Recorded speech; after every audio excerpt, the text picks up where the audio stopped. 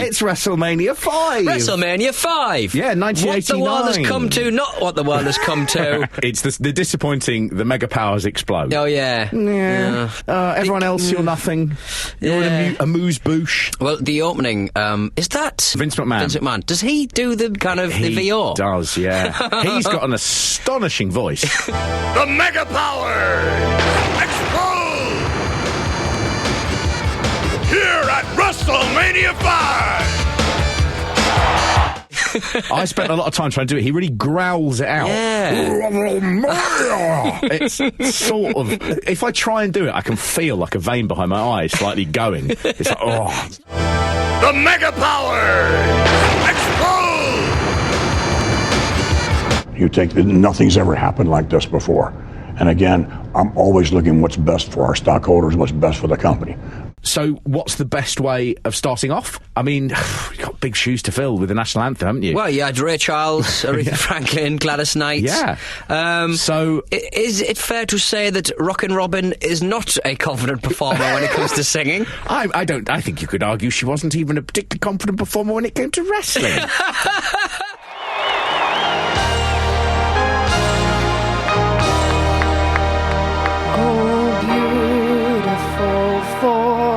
Spacious skies and the waves of grain for...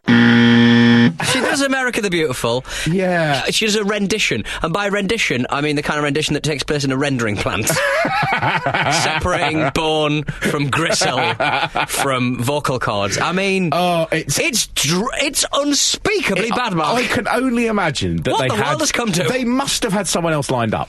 They must have done. Can anyone remember the words? No. That's all it required. Robin, Madonna's pulled out, right? We're going to do your big ask here, okay? Can you sing? No. You're going to have to, right? Out she goes, does it. For purple mountains, majesty above the fruited plain, America, America. Now, she is an obscure wrestler, Rockin' Robin. I expected her to turn up later on. Yes. I didn't see her later on. There's a weird thing where they do a quick interview with sensational Sherry Martel, and... She's not anywhere else in the bloody thing. And so I have a feeling, they're both there. Yeah. That looks like... Now, I did have a look. Bumped for time? I don't know what happened. Happened. You never see that one. I haven't seen that for years, because obviously they sort of go, we like to pretend that it's always been really big and exciting. And you just got, like, someone who works in the office to do it. It's absolutely insane. They had, on the first WrestleMania, a member of staff did it and did a better job. Yes, to be quite true, frank. yeah. And the rockets' red glare, the bombs bursting in air, gave proof through the night that our flag was still there. Everybody! That's excusable because they don't know at that time how big it's going to... Yeah, exactly. Or that next year you're going to have Ray Charles. Halfway through, after you've had all those big names, and just going, Robin! Robin, love, get over here. She looks so worried about things. and rightly. And rightly. But the best bit about it is she finishes and you go, oh, that was difficult. And Jesse just jumps in with both feet. And he says... he doesn't care, does he? He says, she better keep her daytime job is all I gotta say. From sea to shining sea.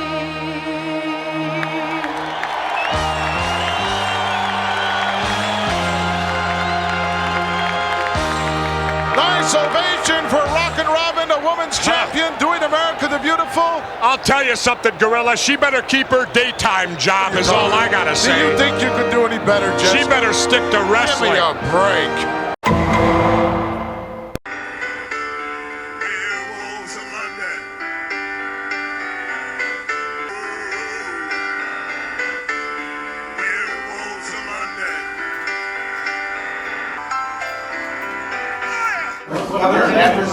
After singing with Warren Zevon, are you considering singing lessons?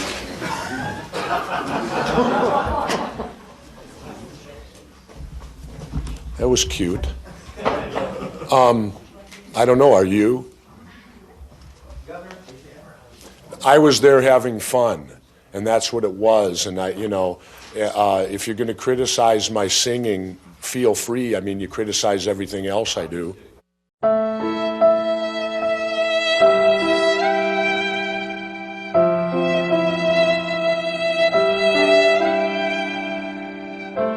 He got his wish. Unfortunately, she didn't. She didn't keep her daytime job very much longer at all. No. She was fired later that year. After that, she's the half sister of Jake the Snake Roberts. Okay. They had the same dad, and the only thing it's sort of I can make a comparison to is it's like if at like the 1990 World Cup they'd have said, well, Pavarotti's ill. Get Stuart Pearce's stepsister to sing it. It's such a weird decision. But, oh, my God, what a terrible start. It was a terrible start, only cleaned up by the fact that I saw a little boy in the audience with the word body glove written on his shirt.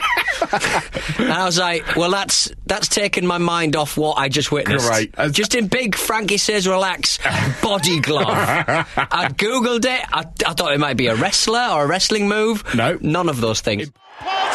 You could cut the electricity with a knife. It's going to be fast, hot, and furious here at WrestleMania 5. All the questions will be answered. Hold on, fasten your seatbelts, and get ready for the most exciting several hours of wrestling you have ever seen as part of WrestleMania 5. And they've also, Jesse and Gorilla have really ramped it up. Jesse is on fire in this. He's working so hard. Yeah. You can tell that Gorilla finds it absolutely hilarious the entire time. There's a bit where Jesse gets upset about Hulk Hogan going to Hollywood. Yeah. And Gorilla's face cannot hide the glee. He's enjoying Jesse Ventura pretending to be angry. It's like he's Jesse Ventura's dad. And he's going, do you know what? This guy is doing so well. It's lovely. It's really sweet. Hello, Pete from Wrestle Me! Hi, it's Mark from Wrestle Me here, and Wrestle Me You! Wrestle Me You! Wrestle Me You! Wrestle Me Me! We're here to talk about something that's going on the Patreon. We are doing WrestleMemas. We do this every year. We give you 12 great shows in December, because it's Christmas, isn't it? It's Christmas. What could be more Christmas? What could be more Christmas? 12? We basically find the stupidest, silliest matches in the history of wrestling, and we basically talk about them. I mean, what more could you... Patreon.com/WrestleMe. Join us! Happy WrestleMemas! So we get the first match, which is King Haku with Bobby Heenan versus Hercules. Haku looks a bit like a chunky Chris Rea. Yes, he does. He's got the eyes. He looks like a man sloth. He's got little eyes that are sort of like a little bit sort of on the side of his head, and he looks so soft and sort of pudgy but firm. And he comes down dressed as a king. There was a sort of thing where they had a bit where King Harley Race came in as the king of wrestling, and then when people beat him, they could then say they were king. Although that doesn't happen here, which is a bit of weirdness where you sort of go, well, sometimes you do, sometimes you don't. But Haku comes out on a sort of plinth with a throne on it, and it's being carried by some men. And Gorilla goes, how many people are carrying that, Jesse? And Jesse goes, well, looks like 4 to 6. It's 4. Right? But I love the fact that a wrestler can't stop exaggerating, even when you're trying to work out how many men are carrying a plinth. Oh, it's at least 50,000. Yeah, it's 4 or 6 or 20 or 600 Hard of to them. say. Yeah. Haku looks absolutely bemused by the whole thing of they put a crown on his head. Yeah, he's not selling it, is he? No. He's not selling it. He looks sort of content, but a bit out. But you know, like when you get cats and you put things on cats, like you try and put a hat on a cat. Yeah. And it sort of sits there and goes, You're going to be in trouble for this. Yeah, you're going to lose an eye. I am insane. I think that's exactly what Haku's up to. I'm going to pop your eye. Absolutely. Hercules was last seen stinking the place out with Warrior last time round. Yes, he was. That was fun. He doesn't do really any better here. It's the best run he had was with a young guy called Paul Roma. Right. Again, a guy who really, lower reaches of the card and everything, and they had a tag team called Power and Glory, and that really worked. But it was, he's one of those performers who he looks great, which is why he was big in the 80s. He's just a big muscular man with a chain round his neck.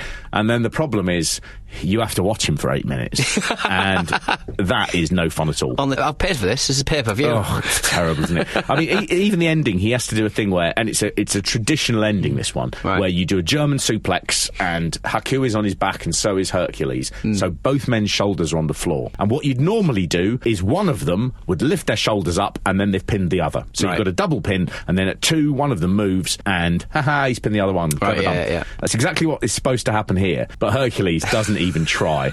And so the referee just goes, yeah, Hercules won it. And it's, I mean, yay, let's start the big show. Duck underneath by Herc. Oh, look at this. He's bridging. Both men's shoulders are down. No. Let's see who the winner is. Hercules.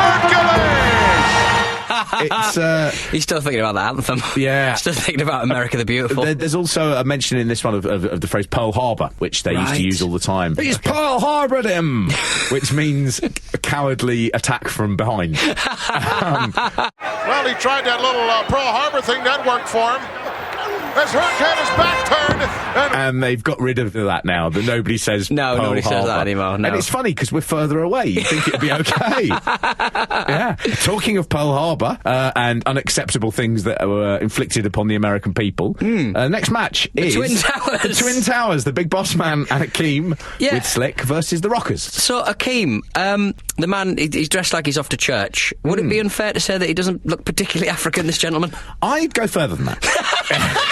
I'd go further than, other than the fact they've called him Akeem The African Dream. Yes. And he has a map of Africa behind him. Yeah, on his back. He is not only he's not looking African, he is doing nothing that an African person... I would go as far to say, I don't think Akeem has ever met anyone from Africa. I don't think he's ever met a black person. I don't think he has. I don't think he's read any books about Africa. I don't think he's read any books about Europe either. But, I mean, that's not important to his gimmick. But yeah, it's so weird, and it's so weird that he was around for in that gimmick about 2 years. The one thing that he thinks that African people do is they do a sort of weird jerky disco dance. Yeah, he does a little sort of robot dance, doesn't he? Yeah, I don't even know what that's called, like finning his hands. Is it also fair to say that Akeem probably doesn't do a lot of running in real life? No. Because he does a lot of running in this match. He does. And he looks every inch an exhausted man. He is. Do you know what? I've never seen him in real life. I would love to. I think he'd look like a huge egg. Absolutely lovely. One of the biggest changes this time round is that they've mic'd up the ring. Yeah. So you can hear everything, which I presume they did before, but not to this sort of extent. I don't know where they put the mics, but you could hear Slick shouting, "What they need is a black referee." Yeah. Oh, that's at one a good point, line. which is quite nice. Guess not. Double axe handle dropped. Jannetty right to his knees in a hurry. I mean, ironically, yes, in the 80s, the WWF could have had a black referee. I mean, they could have had more than just white people around. That would have been cool. Well, it is a black admin assistant. One of the first people who went into the Hall of Fame before it was made proper was a guy called James Dudley. Right. And James Dudley went into the Hall of Fame, one of the first people to go in before it was formalised, and he was Vince McMahon's driver. He was an elderly black guy, and he went in the same thing as Andre the Giant. So when they first started off, they never mentioned James Dudley anymore. When they first started off, everyone was like, well, this is a ridiculous thing because it's just rewarding people who McMahon sort of just trying to sort of like cheer up in the office sort of thing. So James Dudley is this character who's been forgotten, but they didn't have a problem with poor representation because Vince McMahon had a black driver. That's the... Who got in the Hall of Fame first? Yeah. Andre and my driver. Andre, French and a giant. Right? That's not normal. No, exactly. No, James Dudley. I mean, it's the old Robert Kilroy Silk. He said that line before when he was accused of being racist. He had a secretary who was responding to the paper, and she said, "No, Robert can't be racist. He's got a black driver." Which is one of the great lines. Jeez. Their fate will be in each other's hands as they decide whether to share or to shaft. Akeem's partner in this is the Big Boss Man, and Boss Man he was such a good big man. When he gets hit, he acts like he's just made of jelly. He just absolutely sort of flops around. There's a great bit where he jumps off the top rope and Shawn Michaels sort of rolls out the way, and the Boss Man just rocks off his belly where he lands onto his face with his legs going up the top. It looks brilliantly dangerous, but it's just he was a really, really good big man. I enjoy watching him, and you suddenly realise I thought he was a policeman. But he's not. He's a corrections officer. Officer, yeah. I think it's true, but I think he'd actually had been a corrections officer in Georgia before he was a wrestler or when he was starting. And when he'd met Vince McMahon was like, you know, what did you used to do? He says this. And I used to be Robert Kilroy Silk's driver. You can go in the Hall of Fame. And then it's always nice when you got the Twin Towers in the ring that Jesse shouts, "This is an atrocity." Who's the legal man in there? Look at, they're still doing it. This is an atrocity. I was thinking they must have done a match. I'm not even doing this as like ha-ha. I'm doing it as a sort of, oh, that's a bit of a shame for them. But I think there must have been a match where someone says, and the Twin Towers are down. Knocked out, yeah. And the audience are just cheering. Well, we'll never see this, etc. Yeah, absolutely. Oh, man. Yeah, it's not a bad match, this one. No, I quite enjoyed it. It was quite a good opener. Well, after that, after Haku let's put Rockin' Robin and Haku and Hercules in the box marked didn't count.